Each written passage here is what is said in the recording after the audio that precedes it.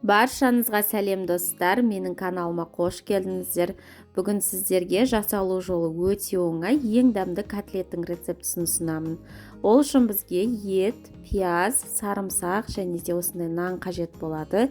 Ең алдымен нанды жылы суға немесе жылы сүтке осылай жібітіп аламыз.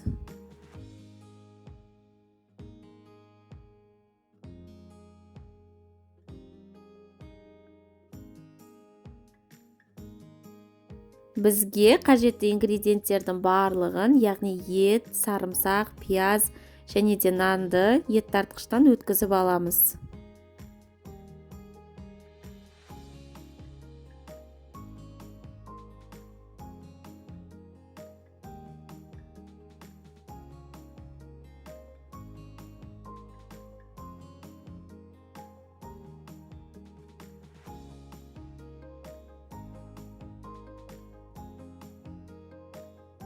Дәміне қарай тұз, бұрыш қосамыз. Соңынан бір жұмыртқа қосып, жақсылап араластырамыз.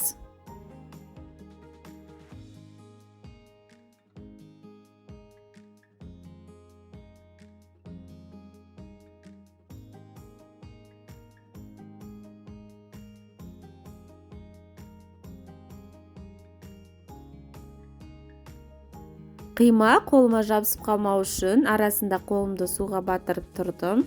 Котлеттерді осылай видеода көрсетілгендей етіп дөңгелектеп алып, ұнға немесе сухариға аунатып аламыз.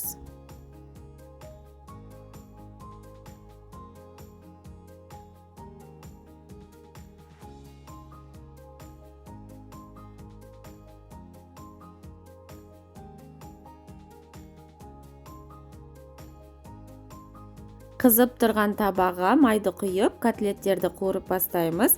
Шамамен котлетті баяу отта екі бетін ауната отыра 15 минуттай пісіреміз.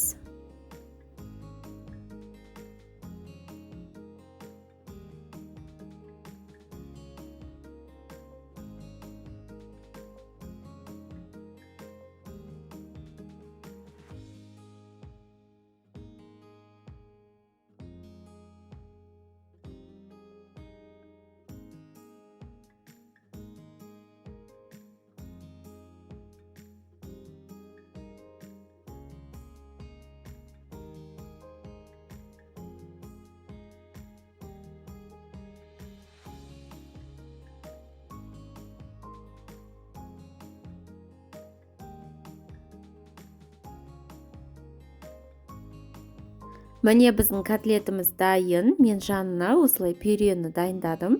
Өз қалауларыңыз бойынша күріш немесе макарон дайындасаңыздар болады. Міндетті түрде дайындап көріңіздер, котлет өте дәмді болып шығады. Сіздермен бірге болған Балзия Ақжол. Каналға тіркелуді ұмытпаңыздар.